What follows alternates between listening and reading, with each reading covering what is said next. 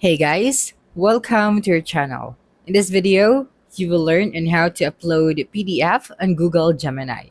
So first is you have to open any web browser and then just type out Google Gemini and you'd be able to see a website. So you just have to click on it. Then once you're here, make sure to log in to your Google account.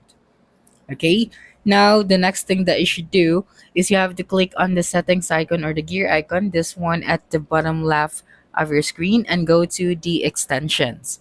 So right here, you just have to scroll down and make sure to toggle the switch on for the Google Workspace. So just click on connect. And as you can see, we have successfully enabled this extension. So what we're going to do next is we have to go back here to the main page. Now, next thing that you should do is we have to upload the PDF to our Google Drive. So you just have to go to Google Drive and then log into your account. And then you have to upload here your PDF. So to do that, you just have to click on the new option, this one at the top left of our screen. And then you just have to click on a file upload or upload a file.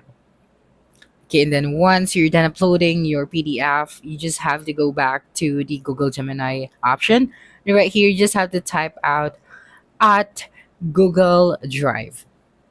Okay, so you just have to click on the Google Drive.